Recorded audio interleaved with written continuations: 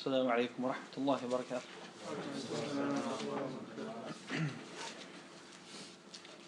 إن الحمد لله نحمده ونستعينه ونستغفره ونعوذ بالله من شرور أنفسنا ومن سيئات أعمالنا من يهده الله فلا مضل له ومن يضلل فلا هادي له وأشهد أن لا إله إلا الله وحده لا شريك له وأشهد أن محمدا عبده ورسوله صلوات الله وسلامه عليه وعلى آله وصحبه أجمعين أما بعد.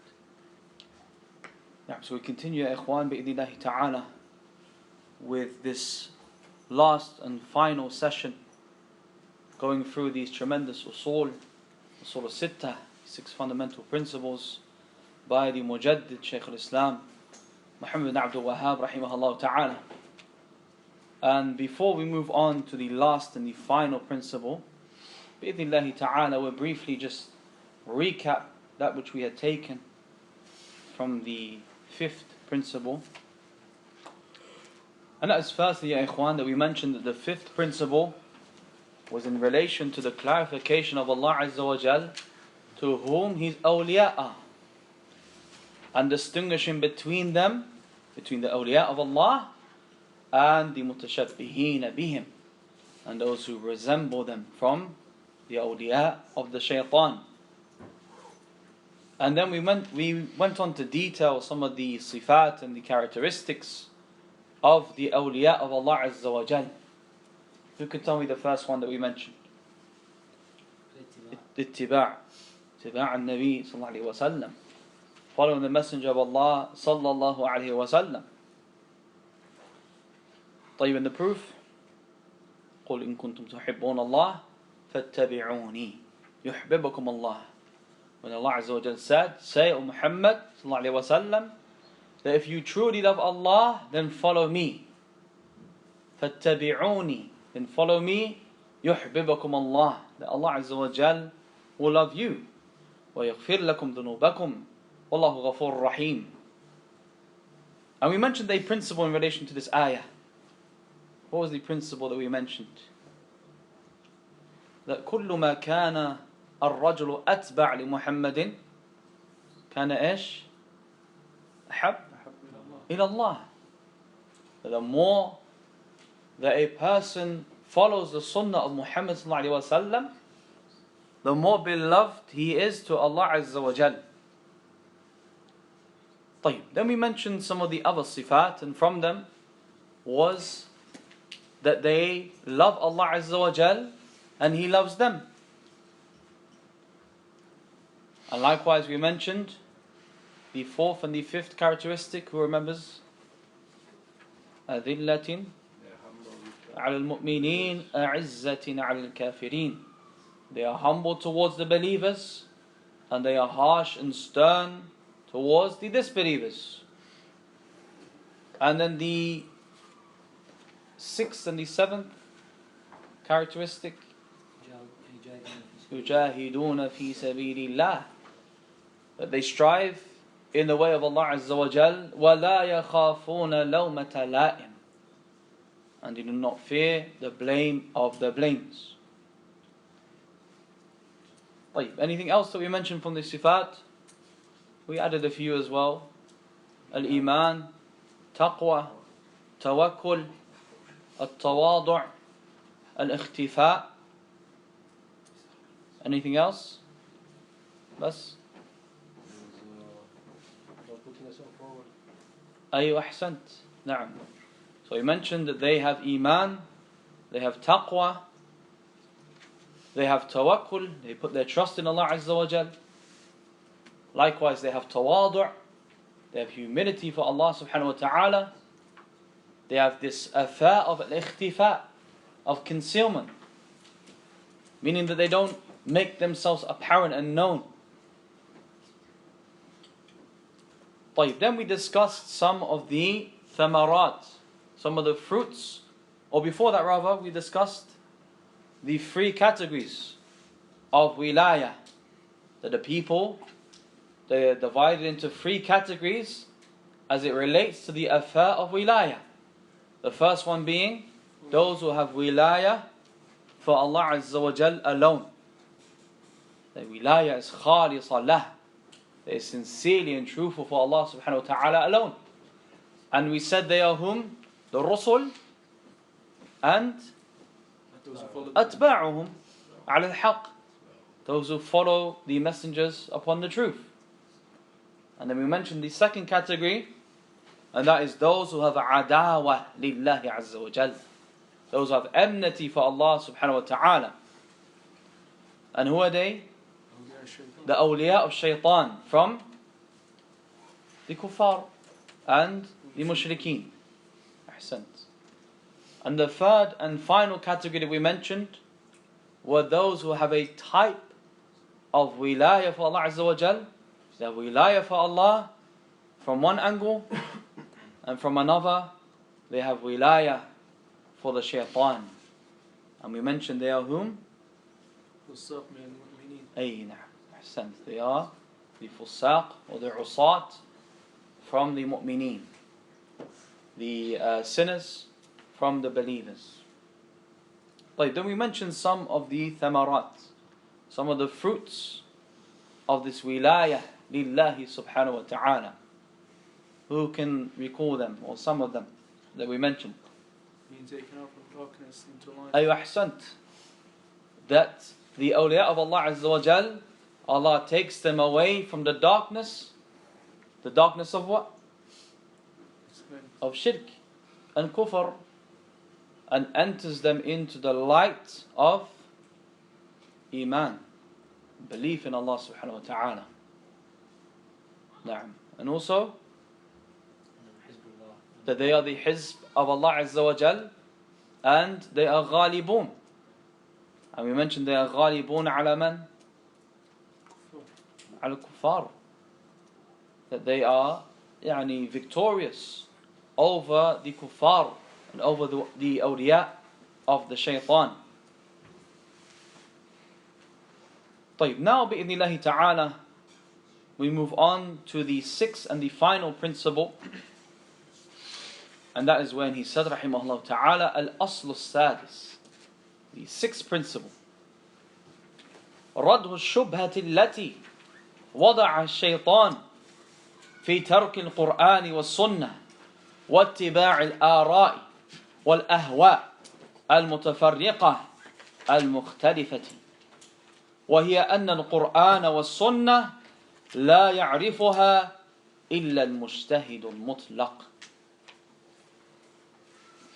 And that is refuting the doubt that shaytan has placed concerning the abandonment of the Quran and Sunnah, and instead following the opinions, those different scattered opinions and desires.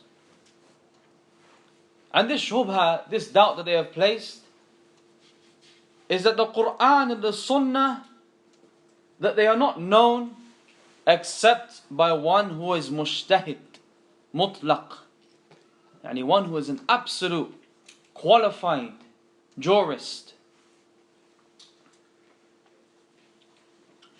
This is the doubt that they have put forward, that the Quran and the Sunnah, that they cannot be known, they cannot be understood, except if a person is a mujtahid al-mutlaq. He is a complete and absolute qualified jurist. Then he said rahimahullah, وَالْمُجْتَهِد هو الموصوف بكذا وكذا أوصافا لعلها لا توجد تامة في أبي بكر وعمر رضي الله عنهما. And that the mujtahid, that he is described with certain attributes that perhaps are not completely and entirely found even in the likes of Abu Bakr and Umar. Shubha khatira ya ikhwan.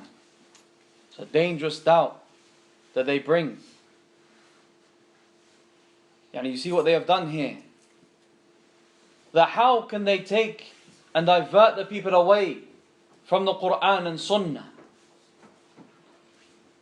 That in order to do this, that they say to them, khalas, you're jahil. You can't go back to the Quran and the Sunnah directly. You can't simply understand the Quran and the Sunnah. You have to be a mujtahid in order to understand the text.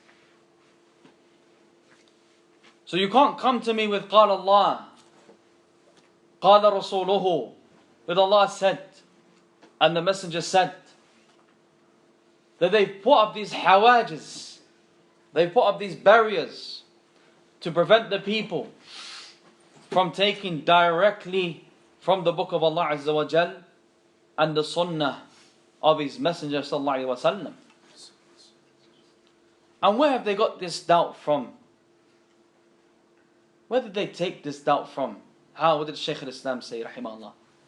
The shubha allati wada'aha shaytan. That they took this doubt from the shaytan. And why did they come with this kalam, ya ikhwan? But why did they say this type of speech? What is the aim and the intent behind it? Behind this doubt?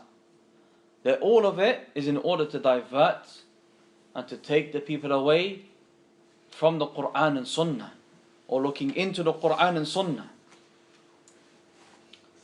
And that is because they know that if the people كل ما اتبعوا القرآن والسنة كل ما عرفوا بطلان دعوتهم, that the more that the people know and understand the Quran and the Sunnah, then the more that they're going to be aware of the falsehood of these people's da'wah.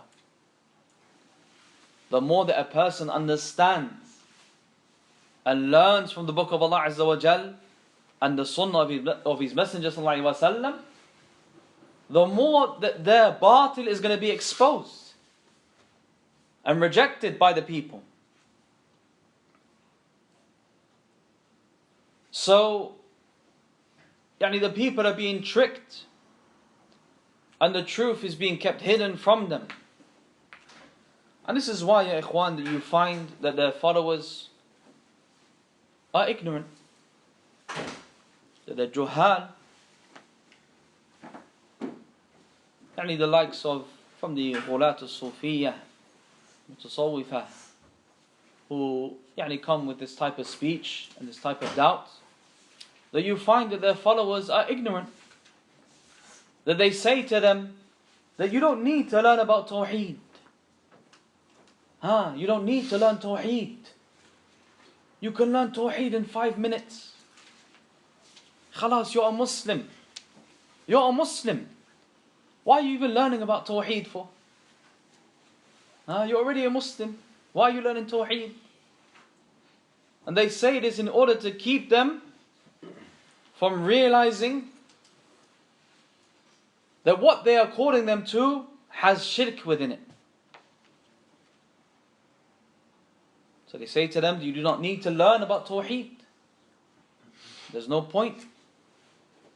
In order for them to promote their ideas, their beliefs that have within them shirkiyat. So if their followers understood Tawheed properly, and they understood what is shirk and its categories, then they would know that they are being deceived. They would know that they're being deceived and lied to. So they suppress their followers and keep them ignorant. They keep them ignorant about the affairs of their deen. They busy them, and how do they do this? How do they keep them ignorant about the affairs of their deen and the affairs that matter, such as the Tawheed and learning the correct Aqidah and learning the Sunnah? That they do this by busying them with other aspects. For example, they busy them with adab al-akl wa-shurb, the manners of eating and drinking, or general topics. يعني dhikr. And they don't even teach them how to make dhikr correctly. Wallahu ta'ala musta'an. And the adhkar of the Prophet ﷺ that he used to say. So they tell them just to repeat Allahu, as Sheikh Abdullah Al-Ahmami Hafidahullah Ta'ala, he always says, طيب, finish the sentence. Allahu, kammil. Finish the sentence. And you're simply saying Allah's name without finishing the sentence. Say Allahu Akbar. Say Allah is the greatest, rather than simply just repeating His name. And this is what they have called as dhikr. طيب, and this is why, ya ikhwan, in relation to the athar of Ahl Bid'ah, that they keep the people away from that which will expose their da'wah. That we find a common theme amongst the people of innovation is that they keep the people away from that which will expose their da'wah. صرف الناس عن السبيل الذي يوضح ضلالتهم. That they divert the people away from that path that is going to clarify their misguidance. They keep the people away from that path that is going to make clear their misguidance. And the fact that in reality that these people are upon dalal and misguidance and bid'ah and innovation. So they place these types of shubahat, they place these types of doubts to keep the people away from knowing and realizing their reality, or what they are upon by way of shirk and bid'ah and dalalah. Because if the people went back to the source, if they went back to the source of the wahyain, the Quran and the Sunnah, it's all there. Everything is there. They will expose them and clarify their reality and clarify the doubts that they are upon and the innovation that they are upon and the shirk that they call to. As we mentioned yesterday, that it is bayda. It is bayda. As he says, sallallahu alayhi wa sallam, قَدْ تَرَكْتُكُمْ عَلَى بَيْضَاءٍ, that I have left you upon a clear and bright plain. لَيْلُهَا كَنَهَارِهَا, that its night is like its day. There is wuduh, it is wadih, it is clear. لا يزيغ عنها بعدي إلا من هالك, that no one will deviate from it after me except that he is halik, except that he is destroyed. So the shubha that they bring is that they say, don't go back to the Quran and the Sunnah. Don't return to the Quran and the Sunnah. Because you, ant miskeen. You're miskeen. لا تفهم. That you won't even understand it. You're not going to understand. So don't go to the Quran and Sunnah, but rather come to us. Come to us instead. So what have they done? What have they done here? That they have made themselves the marji'. They've made themselves now the reference point. They've made themselves the marji', that which the people go back to. So they've put aside the Quran and Sunnah. The Quran and Sunnah is not the marji'. It's not that which the people go back to. And they have made themselves the marji'. They have made themselves that which the people go back to in order to understand their deen. So it's much easier for them to now fill the people with these doubts and these desires and spread these shubahat and these bid'ah that they come with. Wallahu ta'ala musta'an.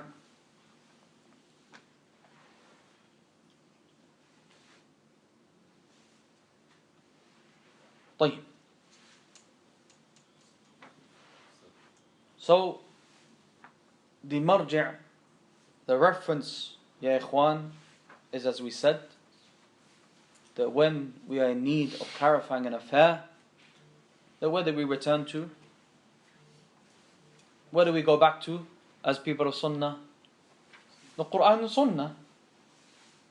فَإِن تَنَازَعْتُمْ فِي شَيْءٍ فَرُدُّوهُ إلى الله والرسول إن كنتم تؤمنون بالله واليوم الآخر ذلك خير وأحسن تأويل. When he said subhanahu wa ta'ala, and if you differ in anything among yourselves, then refer it back to Allah and His Messenger sallallahu alayhi wa sallam. If you believe in Allah and in the last day, and if you claim to believe in Allah Azza wa Jal and in the last day, then return it back to Allah and His Messenger. That is better and a more suitable outcome. And that's why, ya ikhwan, that we find that in their majalis, in their gatherings, that they read the Quran and they even read a hadith, such as when they read from Riyadh al-Salihin. But why did they read the Quran and the hadith? Why do they read the Quran and the hadith? Do you find that they read them for barakah bas, simply for blessings, no fahm, no sharh, there's no understanding, there's no explaining, it's simply for barakah?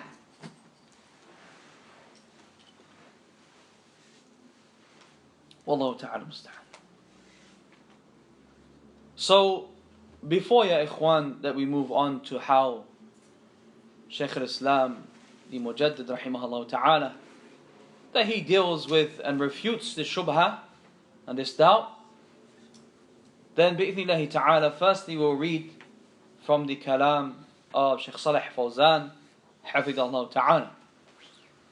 So he says, hafidahullah, in relation to this asl, in relation to this principle, he says, هذا هو الأصل الأخير وهو مهم جدا. That this is the last principle and it is extremely important. وهو أنهم يقولون إنا لا نعرف معاني الكتاب والسنة ولا يمكن أن نعرفها لا يعرفها إلا العلماء الكبار. And it is that they say that we do not know the meanings of the Quran and the Sunnah. It's not possible for us to know them. It's not possible for us to understand them. In fact, no one understands them except for the major scholars. Yani with them, the so-called major scholars. فَيُقَالُ لَهُمْ. So it's said to them, it's important here, القرآن فيه أشياء واضحة يعرفها العامي ويعرفها المتعلم. That the Quran has within it things that are clear. Things that are clear. That even the ami, the one who is general, yani layman, that he understands. And even the one who is muta'allim, the one who is learning, that he's able to understand and comprehend. تقوم بها الحجة على الخلق. And with these clear affairs that are found within the Quran, that the hujjah is then established upon the creation. Why? Because if no one understood these affairs, then how would the hujjah be established upon the creation? If no one understood them, yani any of the ma'ani and the meanings of the Quran and Sunnah, except for those who are from the ulama kibar, the major scholars, or that which they refer to as the mujtahid al-mutlaq, the absolute experienced jurist, qualified jurist, then how will the hujjah be established upon the people? There'll be no hujjah, there'll be no proof that has been established upon the people if it was the case that they were unable to understand the hujjah. Then he says, Hafidhahullah Ta'ala, وَفِيهِ أَشْيَاءٌ لَا يَعْرِفُهَا إِلَّا الْعُلَمَاء. And within it, within the Quran, are affairs that none but the ulama truly understand. وَفِيهِ أَشْيَاءٌ لَا يَعْلَمُهَا إِلَّا اللَّهُ سُبْحَانَهُ وَتَعَالَى. And within it are affairs that no one knows or understands, and he knows the meaning of them, except for Allah subhanahu wa ta'ala. So here, the Shaykh Hafidhahullah Ta'ala, they has divided it into three categories, generally speaking. In relation to the ma'ani of the Quran, and understanding the meanings of the Quran, the Shaykh Salih Fawzan Hafidhahullah Ta'ala here, he has separated it into three categories. The first one is the ami and the muta'allim. The lay person and the one who is still learning. And in reality, you can also separate between the two. No doubt there's a difference between the layman and the one who is learning. But here he includes them as one. That the ami and the muta'allim, that they understand those affairs that are wadihah, that are clear, that are explicit from the Quran. And the second category is those affairs that none know the true meanings or none know the meanings of them except for the ulama. Yani to exclude who? The ami and the muta'allim. And the third one is that there are affairs that none know the true meaning of except for Allah subhanahu wa ta'ala alone. And those three categories. طيب, then he says, حفظ الله, نعم يوجد في القرآن والسنة أمور لا يعرفها إلا المجتهد المطلق. That yes, there are some affairs that are found within the Quran and Sunnah that none understand truly except for the one who is mujtahid and mutlaq. لكن توجد أشياء كثيرة يعرفها العوام. But there are many affairs that the general people they know and they understand. ويعرفها المتعلم الذي حاز على قدر يسير من العلم.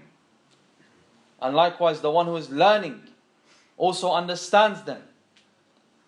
The one who has acquired a small portion of knowledge. Then he brings some examples to this. He brings some examples of this. مثل قوله تعالى, such as the statement of Allah تبارك وتعالى, وَاعْبُدَ اللَّهَ وَلَا تُشْرِكُوا بِهِ شَيْئًا. Worship Allah alone and do not associate any partners in worship with Him.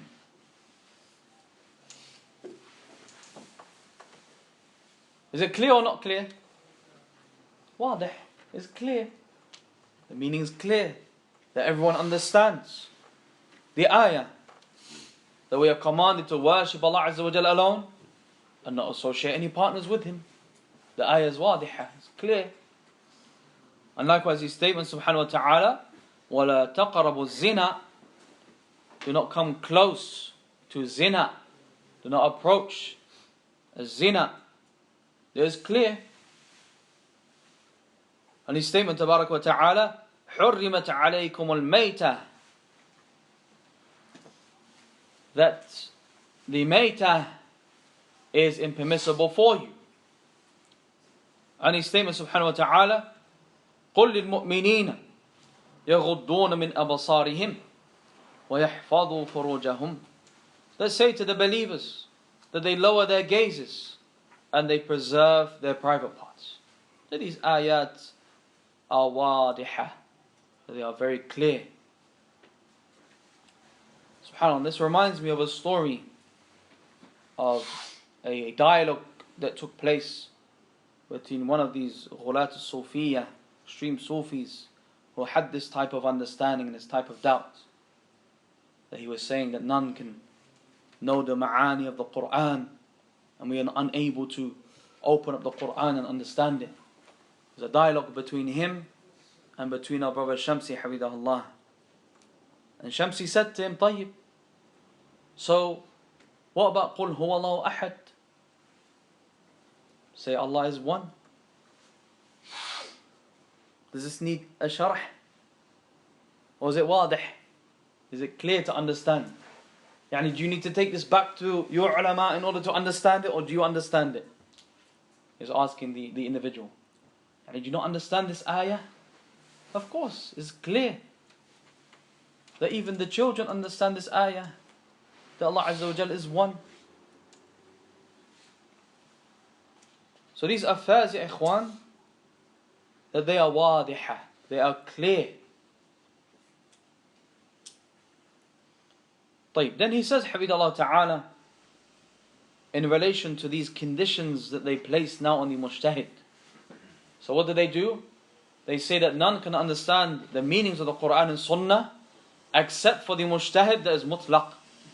And then they give the mujtahid certain awsaf, certain characteristics that the mujaddid says perhaps they are not even found completely or entirely, in their entire form, in the likes of Abu Bakr and Umar. And that no one is able to reach that level. So therefore it's as if that no one is able to understand the Quran and Sunnah. He says, Hafidahullah, يدعون شروطا للمجتهد المطلق قد لا توجد تامة في من هم من أفضل الناس مثل أبي بكر وعمر. That they place these conditions for the mujtahid, and they say that that these are the conditions that have to be present within the mujtahid al-mutlaq, and perhaps these conditions are not found completely in those who are from the best of the people, the likes of Abu Bakr and Umar radiyallahu ta'ala anhuma.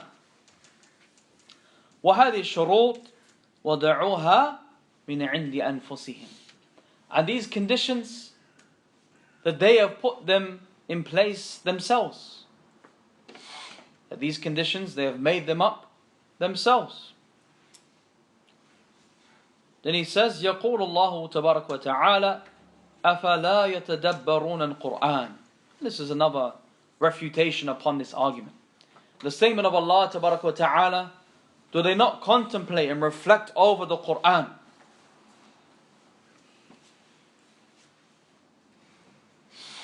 Do they not contemplate and reflect over the Quran? And how is this a refutation, ya ikhwan? How is this a refutation against them? You see what they have done? That they have said that a person cannot understand the ma'ani of the Quran. Ya Allah Azza wa Jal said, أَفَلَا يَتَدَبَّرُونَ الْقُرْآنِ. Do they not contemplate and reflect over the Quran? How is this a refutation of them? That we should contemplate over the Quran. But also how are we able to contemplate over the Quran if we don't understand the ma'ani? How can a person make tadabbur, to reflect and contemplate over the Quran, if he doesn't understand what he's reading, if it can't be understood by him? So it's as if they have done away with this ayah. Because a person can't make tadabbur if he has absolutely no understanding of what he's reciting. And he says, Hafidahullah Ta'ala, this ayah is aamun lil muslimin. It's for all of the Muslims to contemplate and to reflect over the book of Allah Azza wa Jal. Then he says, Hafidahullah, كل يعرف من القرآن ما يسر الله له. That everyone understands and knows from the Quran that which Allah Azza wa Jal makes easy for him to understand from it. فَالْعَامِ يَحْصُلُ عَلَى مَا يَسْتَطِيعُ. So the one who is a layman, that he gets from it that which he is able to understand. وَالْمُتَعَلِّمْ يَحْصُلُ عَلَى مَا يَسْتَطِيعُ. And the one who is learning, that he gets from it that which he is able to understand and comprehend. وَالرَّاسِخْ فِي الْعِلْمِ يَحْصُلُ عَلَى مَا يَسْتَطِيعُ. And the one who is firmly grounded in knowledge, and he gets from it that which he is able to understand. And he says, Hamidullah Ta'ala, the statement of Allah Tabaraka wa Ta'ala, أَنزَلَ مِنَ السَّمَاءِ مَاءً فَسَالَتْ أَوْدِيَةٌ بِقَدْرِهَا. When he said, Subhanahu wa Ta'ala, that he sent down rainwater from the sky, and the valleys flow in accordance to their measure, or in accordance to their capacity, in accordance to that which they can hold by way of this rainwater. So كل واد يأخذ من السيل قدره. That each valley takes from the rainwater its capacity or its fill. وكذلك العلم. And such is the affair of ilm. Such is the affair of knowledge.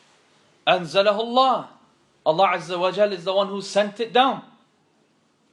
وكل قلب وَكُلُّ قَلْبٍ يَأْخُذْ مِنْهُ بِقَدْرٍ. And every single heart takes from that knowledge that which it is able to fill. Its capacity. قَلْبُ الْعَامِ وَقَلْبُ الْمُتَعَلِّمِ وَقَلْبُ الْعَالِمِ وَقَلْبُ الرَّاسِخِ فِي الْعِلْمِ. The heart of the Ami, the heart of the Muta'allim, the heart of the Alim, and the heart of the one who's firmly grounded in ilm. كل واحد يأخذ بقدره. That each one of them takes his fill. وبقدر ما أعطاه الله من الفهم.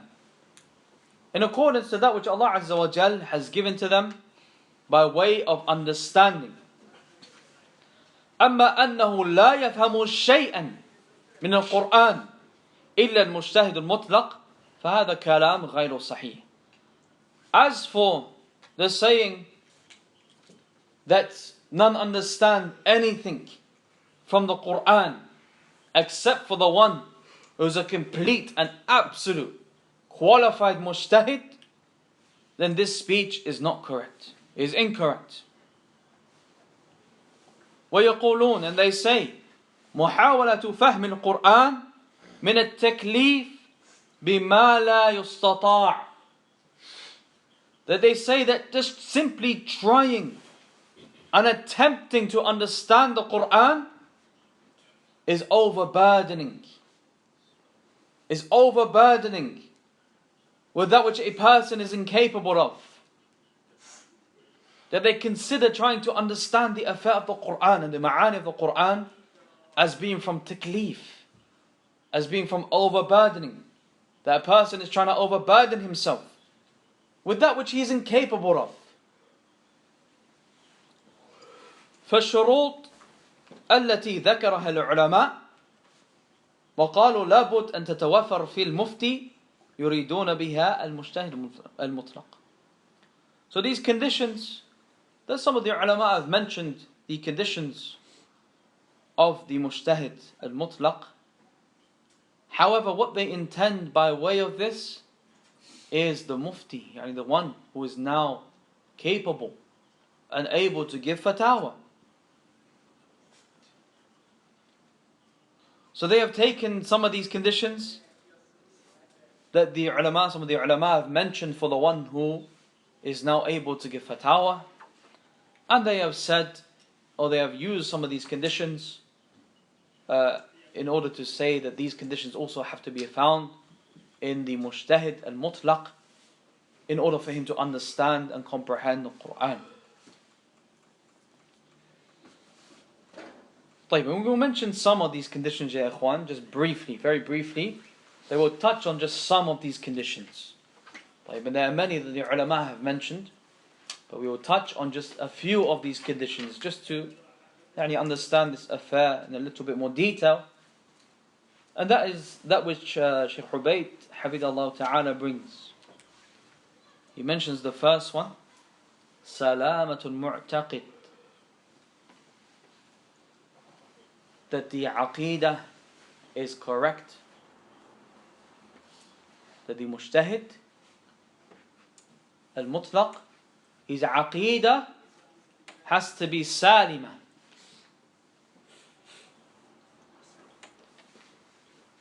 His Aqidah has to be correct and free from any deviancy. That's the first one. The second one, وَجَوْدَةُ التَّحْقِيقِ وَالنَّظَرِ, that he has the ability to verify and to look in to the details. He has the ability, and a good ability, to look in to the affair and to verify the details. And then likewise from them, علم ما يصلح من النصوص للاستدلال على ما يستنبطه من الأحكام. He has knowledge of that which he needs in order to look into the texts and to use them as an evidence for that which he is trying to derive a ruling for.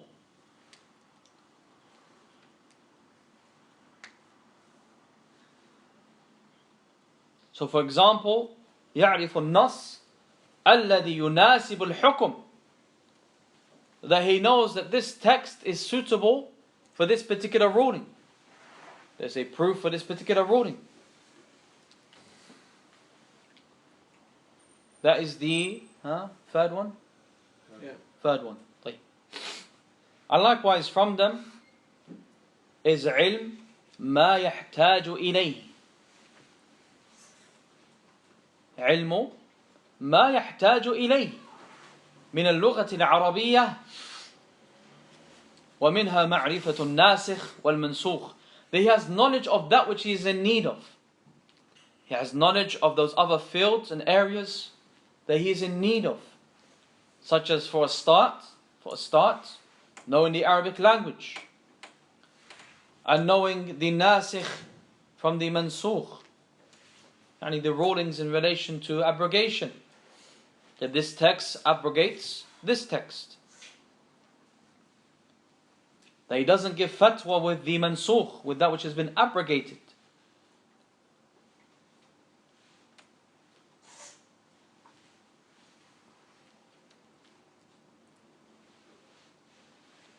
So these are some of the conditions, ya ikhwan, just some of the conditions.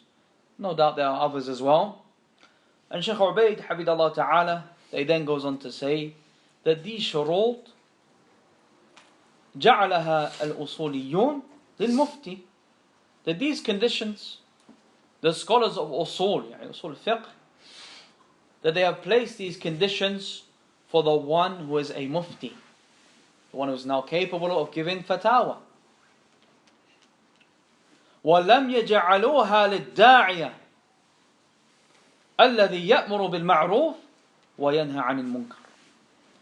And they did not place these conditions for the one who is a da'iyah, for one who is a caller to Allah Azza wa Jal, the one who commands with the good and he forbids the evil.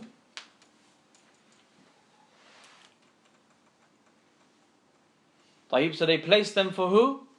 For the one who is mujtahid, not for the one who is a da'i, a caller to Allah Azza wa Jal, or a person who simply commands the good and forbids the evil. يكفيه علمه بما يأمر به وينهى عنه. It is sufficient for him knowledge of that which he is commanding with and knowledge of that which he is forbidding from.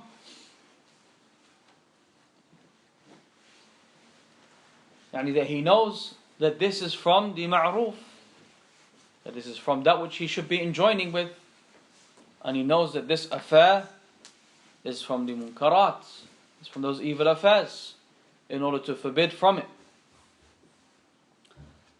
Al-Muhim, what is important from this is that these conditions, that when the ulama, that they discussed and they collected these conditions, that their intent was not for the one who is, their intent was not that these conditions have to be present within a person before he can even understand the book of Allah Azza wa Jal or the Sunnah.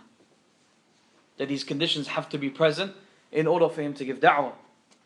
That was not the intent behind them gathering and collecting and mentioning these conditions.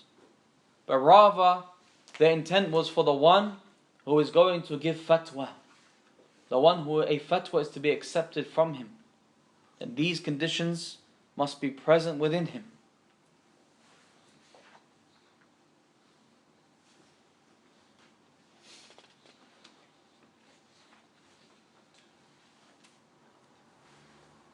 In these conditions, Shaykh Salih Fawzan, he says, Hafidhahullah Ta'ala, that they are not a condition fi fahm al-umur al-wadiha.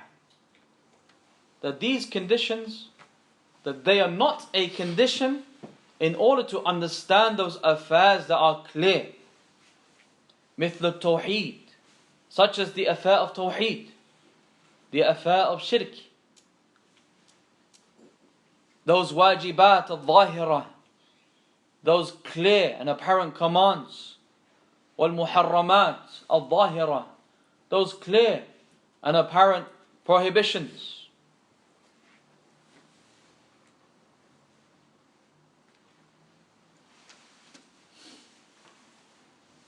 So yes, ya ikhwan, we say, in order to summarize this briefly, that there are some affairs that are in need of explanation. There are some affairs that are in need of explanation. That not everyone is going to understand them. The ami, the muta'allim, he is not going to understand them. There are those masail that are daqiqah, those intricate affairs that require a degree of explanation and istinbat. And the asl is that they are returned back to Ahl al-Ilm. So the asl of these affairs that require some tafsil, and they are masail, they are daqiqah, they are intricate affairs in the religion of Allah Azza wa Jal, that these affairs that we must return them back to who? Back to Ahl al-Ilm. That we have to return them back to Ahl al-Ilm. Those who are known for their amana, they are umana. Those who are known for their ilm, they are ulama. As Allah Tabarak wa Ta'ala said, فَاسْأَلُوا أَهْلَ الذِّكْرِ إِن كُنْتُمْ لَا تَعْلَمُونَ.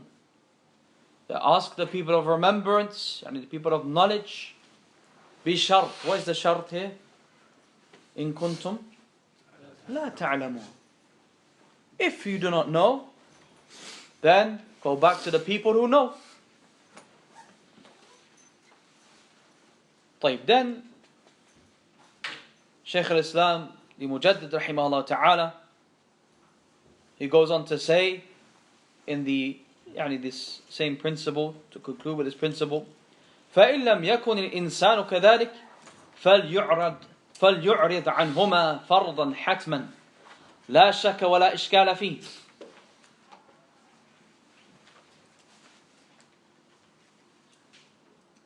ومن طلب الهدى منهما فهو إما زنديق وإما مجنون.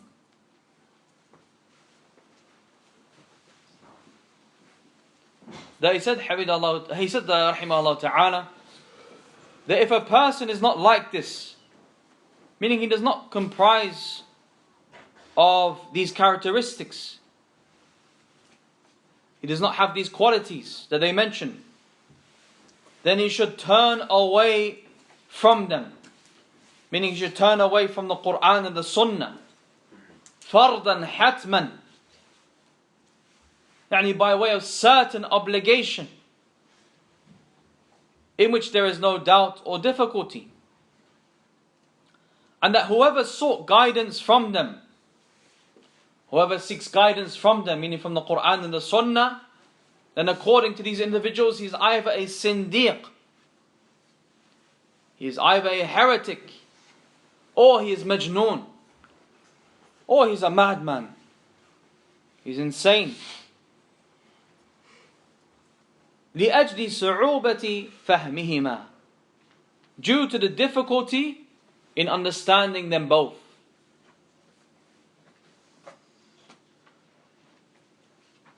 فسبحان الله وبحمده كم بين الله سبحانه شرعا وقدرا خلقا وأمرا في رد هذه الشبهة الملعونة من وجوه شتى بلغت إلى حد الضروريات العامة. Then he said رحمه الله فسبحان الله وبحمده, that glorified be Allah Azza wa Jal and His praise. That how much has Allah explained? How much has Allah explained? Both legislatively, يعني in the Sharia, and by way of divine decree, and also by way of His creative ability and His command in refuting this cursed doubt. And how much has Allah Azza wa Jal refuted this cursed doubt?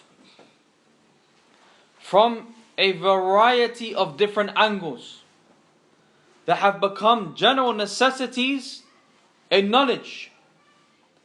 How much has Allah Azza wa Jal refuted this doubt?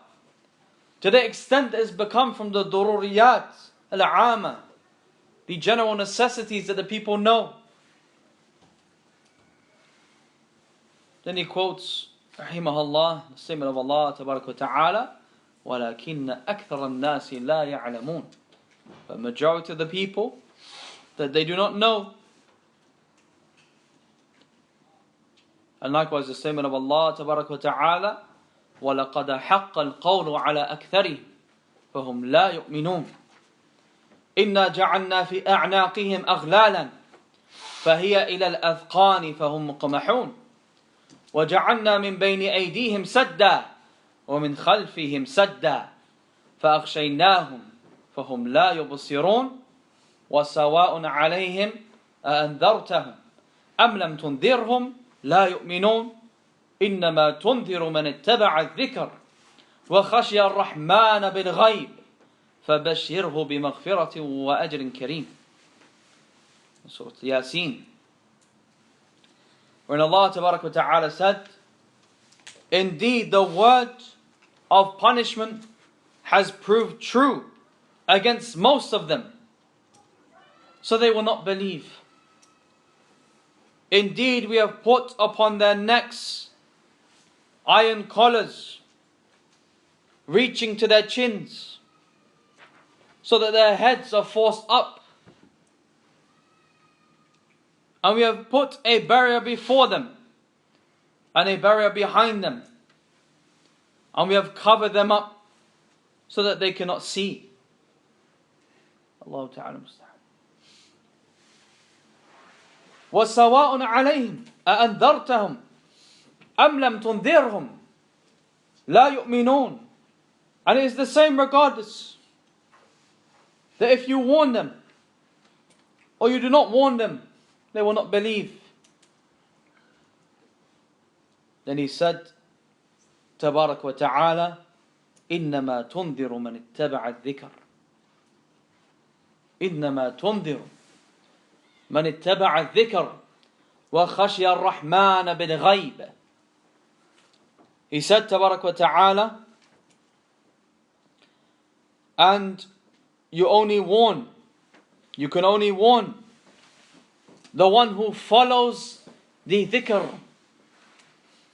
the one who follows the remembrance and fears Allah in the unseen. So give him glad tidings of forgiveness and a generous reward.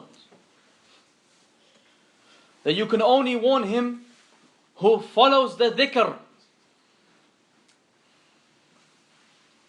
من الذي يستفيد من الإنذار ويهتدي إلى الحق? Who is the one who benefits from the warning and is guided to the haqq and is guided to the truth? من اتبع الذكر, the one who follows the dhikr. And what is the dhikr in this ayah, ya ikhwan, referring to? Quran wa Sunnah.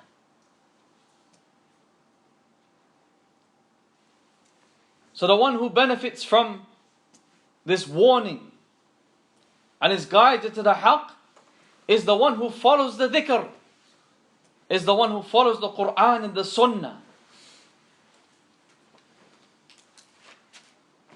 Look at the refutation upon them. That the one who truly benefits is those who follow the Quran and the Sunnah.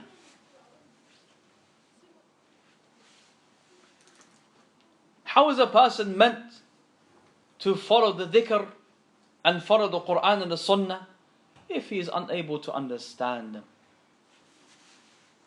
يمكن؟ ها يا إخوان يمكن؟ ما يمكن. It's not possible. How is he going to follow Quran and Sunnah if he's not able to understand the Quran and the Sunnah? يعني as هؤلاء, as these individuals claim, the Quran and Sunnah can't be understood except if a person is mujtahid, al-mutlaq, and he has these conditions found within him. Then how is he meant to follow the dhikr if he's unable to understand it?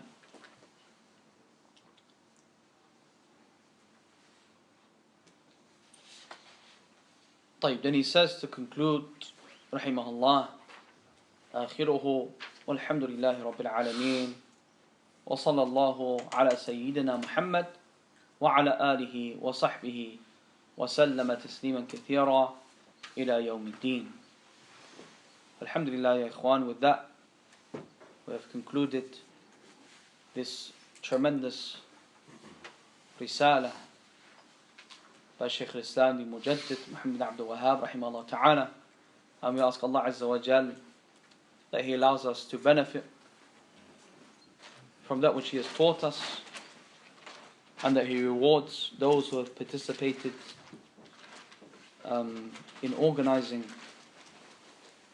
this brief mini conference, perhaps you could call it, from the organizers of Masjid Al-Huda in Sheffield.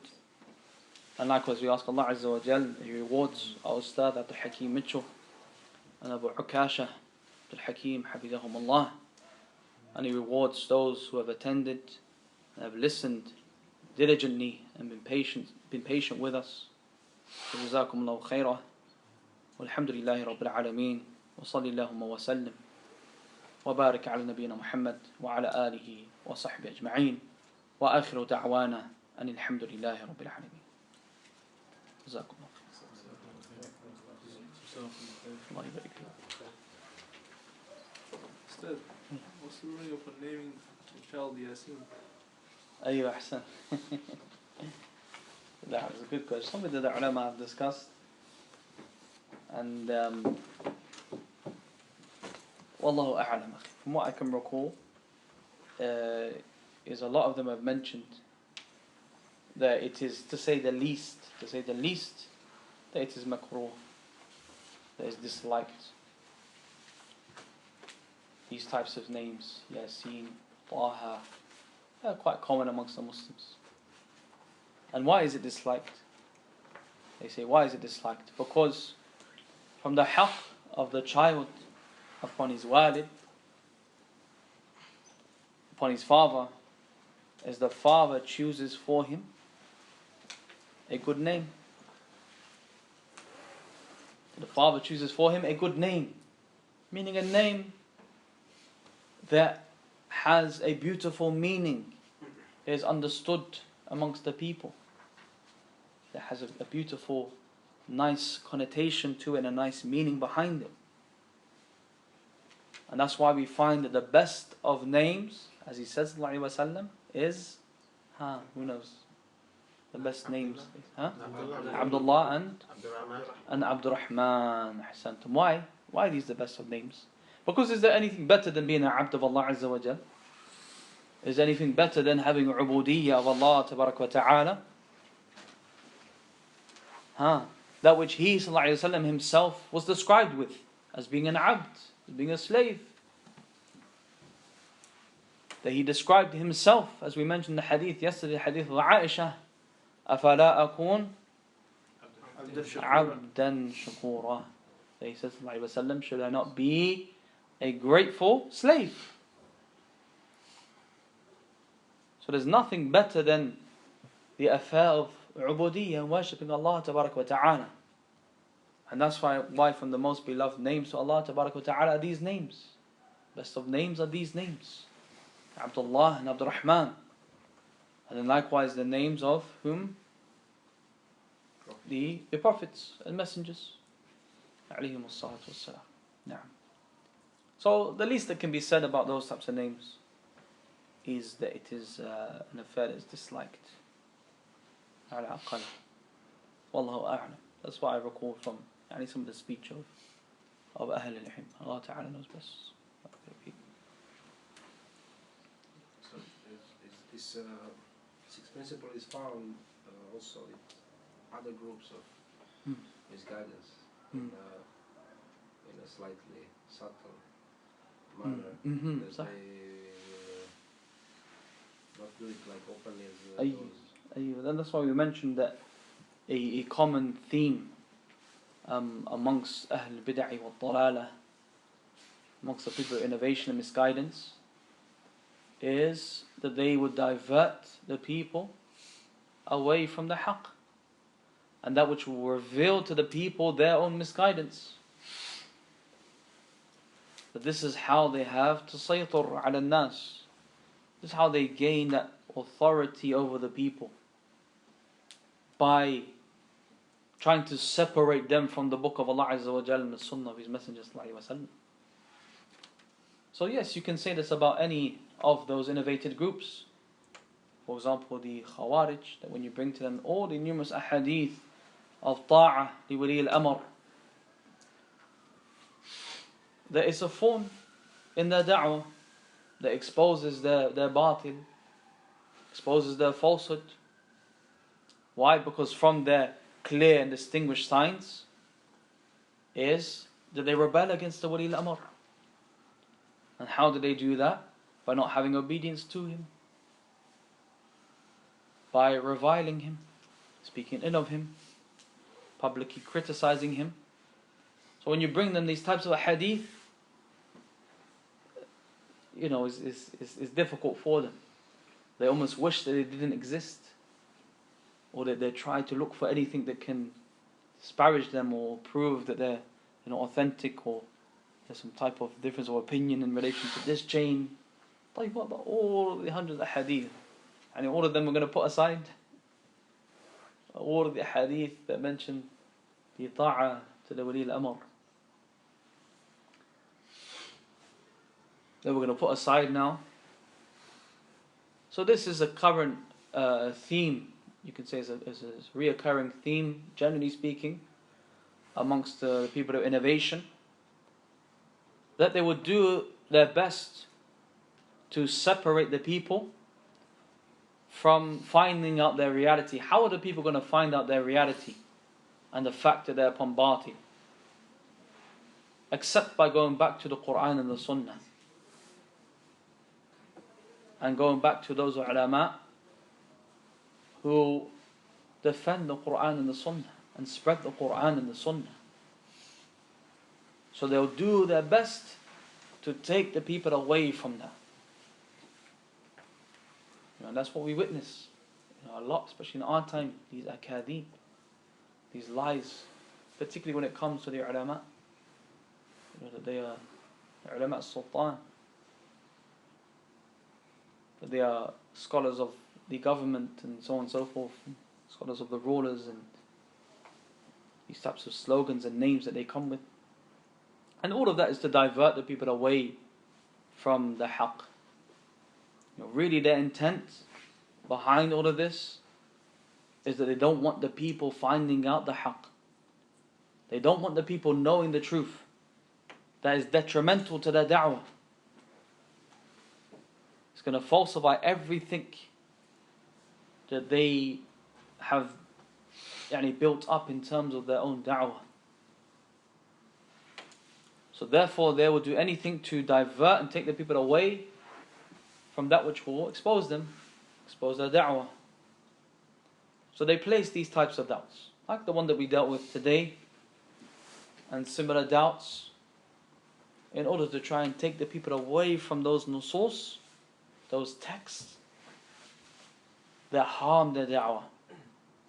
It's almost as if they wish that they never existed, and they were never narrated, and they were never compiled, and they were never memorized, and they were never known. So if they wish they can do away with them altogether. Alhamdulillah, Allah Azza wa Jal has preserved the haqq, has preserved the Quran, and with it the Sunnah, that makes clear to us the doubts, the deviations that the people are upon. Walillah alhamd. But we can say that this is a reoccurring theme and a principle amongst them. Just like how they believe and then look for evidences. How they have the i'tiqad first, يعتقد ثم يستدل. They believe first, they have an erroneous belief, and then they start looking for the evidence. They start searching for the evidence. Whereas Ahlul Sunnah, that we have the evidence, walillah alhamd, we have the Quran, we have the Sunnah, and we base our i'tiqad and our belief around the two. That's the key difference. It's the key difference. Then why do we believe that Allah Azza wa Jal is above the seven heavens? Mathalan.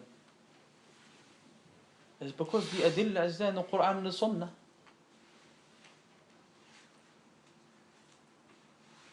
Whereas with them, they will have an erroneous belief, wahdatul wujud, that Allah is in every single place, ta'ala Allah an dhalik. And then they will start searching for anything that can support that. Anything that they can use as an evidence, even in the slightest, that we can misconstrue, and if we take this here and put this there, and if we look at it like that, if we count backwards, Allah knows best, then we can use it as an evidence. And that's the reality. Like, alhamdulillah, it's not an evidence for them. As we mentioned, that Shaykh al-Islam, rahimahullah, ibn Taymiyyah, that he said that the evidences that they try to use, that in reality, that they are evidences against them. Alhamdulillah. Nah. Jazakumullah khair. Ustādh, yesterday you mentioned those that the individuals that they lend their ears to Ahlul Bid'ah. Can you give us some examples or something we can relate to on the dangers of this? أيوة أحسن. نعم. So, as we are all aware, alhamdulillah, as people of Sunnah, people of Salafiyah, is that from our usul and from our fundamentals is that we are careful of those who we take our ilm from. And this is something that the Salaf were upon. You all know the statement of Ibn Sirin, Inna hada ilm deen. This knowledge is deen. This knowledge is religion. فَانظُرُوا عَمَّنْ تَأْخُذُونَ دِينَكُمْ. So look to those whom you are taking your deen from. And this knowledge is religion. So look to those whom you are taking your religion from. And that's why we have to be very careful especially in this time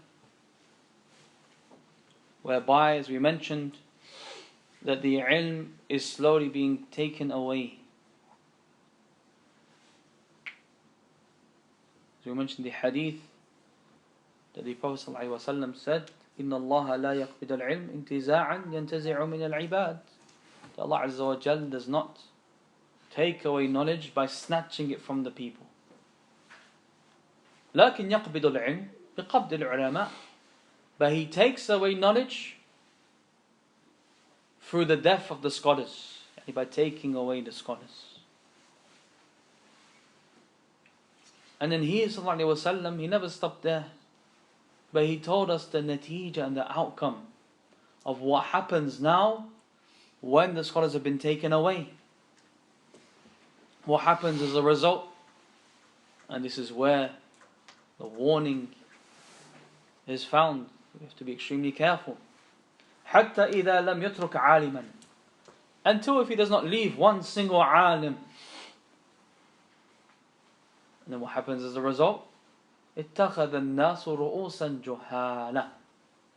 That the people are going to take as their ru'us, as their leaders, juhala. Juhal. Ignorant ones.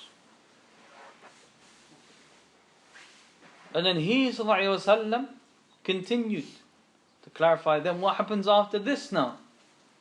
What happens as a result and a consequence of taking these ignorant ones as our leaders? فَسُئِلُوا فَأَفْتَوْا بِغَيْرِ عِلْمٍ. So they're going to be asked, people are going to ask them, and they're going to give fatwa without any ilm, based upon no knowledge whatsoever. And then what happens as a result of that, or consequence of that? فَضَلُّوا وَأَضَلُّوا.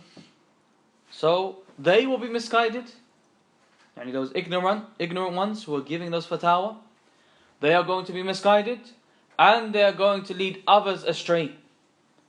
They're going to misguide others along with them. So that is the reality, ya ikhwan.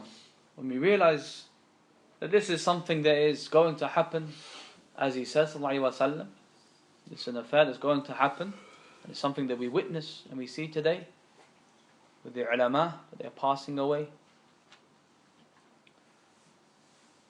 And we see that the ignorant ones, that they're being relied upon more. People would never have ever had a say before, or even a look in, or even accepted from them anything, let alone da'wah, so-called da'wah, let alone fatawa. Nothing could have been taken from them before, due to their jahl. And we find those same types of individuals who now all of a sudden have become mashayikh and so-called muftis, self-proclaimed muftis, self-proclaimed mashayikh, which is the reality. For the person of sunnah and salafiyah, that he is extremely careful of where he takes his religion from, because it's the source. This ilm is the source, is the foundation. If you're taking from a corrupt source, then no doubt that's going to come with corruption. You're going to be corrupt. If you're taking from a pure source, from the Quran, from the Sunnah, from those who we mentioned today, those who are umana, ulama, those who are trusted and scholars upon ilm, upon knowledge, upon basira, upon insight, upon fahm, upon understanding,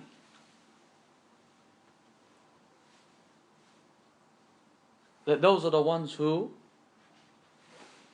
we have to go back to and take our knowledge from, and be extremely diligent and careful in this affair, because it's something that we have found, as we mentioned, that is the sabab al-asasi, is one of the main reasons of people going astray. So you find a lot of brothers, Allah Ta'ala musta'an, at times, that you find sometimes they have an issue in this affair. They're very relaxed about this issue. They don't take it seriously enough. From the beginning, they've never taken it seriously enough. It's as if they're playing with fire, and you warn them, be careful. Don't just listen to anyone. Who is that person you're listening to? Is he known? Is he known to have knowledge? He says, I don't know. Alhamdulillah, he comes with some nice speech, some nice benefits. So, listen to him a bit, just a bit. Inshallah, I'll take some good from him and he leave some of the evil. As if, mashallah, tabarakallah, he knows how to separate haqq and batil without having studied anything. So that's the issue in reality. And you find a lot of the people who are like that they begin to deviate. Because those shubahat, those doubts that they're picking up, that they enter into his heart. It becomes a fitna for him. And that's the reality, ya ikhwan, because when you are taking ilm from a person, especially al-istimrar or with mudawama, you're constantly taking knowledge from that individual becomes love to you, becomes beloved to you. You start to love him, you have affection for him. Why? Because what is greater than the one who's teaching you a deen? What is better than that? You have love for him because he's teaching about Allah Azza wa Jal. He's teaching about the Prophet Sallallahu Alaihi Wasallam. In your eyes, in your mind, that he's calling you closer to the haqq. Whereas in reality, what he could be doing is the complete opposite. Wallahu ta'ala musta'an. So, it's a danger, to say the least. Something that we have to be extremely careful of. And that's why we constantly hear of these types of reminders to be careful of who we are taking from. And as we mentioned yesterday as well, with the brothers afterwards, the example of taking knowledge and taking it in its purest form, that we mentioned the example of our brother Abu Ukasha Hafidhullah, that he says that it's like 2 cups of water. No doubt, this is not his example. He's taking it from the Mashayikh. Jazakallah khairah. That there are 2 cups of water in front of you. Tayyib. And I tell you, this cup is pure water. It's fresh from the spring. MashaAllah, tabarakallah. But I tell you, the other cup is also a cup of water, but a bit of najas dropped into it. There's something najas in it. You can't really see it, you can't really tell, but it's in there. And I gave you the option to drink from either cup. Which cup are you choosing? No doubt, each and every single time you're choosing the cup that you know to be pure, clean water without the najas. But sadly, ya ikhwan, when it comes to deen, it's not the same. It's not the same with some people. They don't see it as the same. They'll take from so-and-so, knowing that he has issues, knowing that he has some najasa with him. Not physically, but he has some corruption with him. In terms of his manhaj, in terms of his usul, in terms of his da'wah, there's some issues there. And yet they still continue to take from him. Even though, walillah alhamd, that they have those who are better than him, are more capable than him. And knowledge is not restricted to that one individual. He doesn't have anything special with him that's not found anywhere else. There's nothing exclusive about what he's saying in order for me to just take from this one individual. But rather that which he is saying, and better than that which he is saying, is found with other than him, which is also free from those doubts or things that he may mix into the speech. So that affair is dangerous, ya ikhwan. In reality, something as a person who tries to follow the sunnah and salafiyah, that he is aware of, and he stays clear from taking from those individuals who he knows to have some issues. But rather he should take from those who walillah alhamd, are well known. Especially Allah Mubarak that we have here. Alhamdulillah, mashayikh in reality, in their own right. We don't praise anyone above Allah Azza wa Jal, but we have those طلاب العلم and mashayikh and du'at who are known for their ilm, recommended by the ulama. The likes of Shaykh Abu Hakim, Abu Khadija, Abu Ayad, Abu Ma'ad, Abu Idris, Shaykh Awais, Shaykh Abdulillah. Well, alhamdulillah, ya ikhwan, who are known for decades upon talab, decades upon seeking ilm with the ulama and having mulazama with the ulama and being recommended by the ulama, and they are known for their thabat and for their love of the sunnah and defending the sunnah. They are known for their salafiyah, that they are trustworthy. Walillah alhamd. So why would a person not take from these individuals? Yeah, he rather take from fulan, someone unknown, someone not recommended, someone with no talab, with no experience. And all of it goes back to the wasawis and the influences of the shaytan. And again, the affair of not being firm and taking these matters lightly. Taking these types of affairs lightly. The affair of not taking from those who are unknown, the majhooleen, or those who have with them some deviation, some desires, because they've taken that affair lightly. And it reminds us of the statement of Allah Azza wa Jal, أَتَسْتَبْدِلُونَ الَّذِي هُوَ أَدْنَى بِالَّذِي هُوَ خَيْرٌ. That do you substitute that which is better with that which is less? Why would you substitute that which is better for that which is less? Does it make sense? Don't substitute that which is better for that which is less. It goes back to the example that we mentioned of the 2 cups of water. That you wouldn't take the lesser option, rather you always prefer the better option.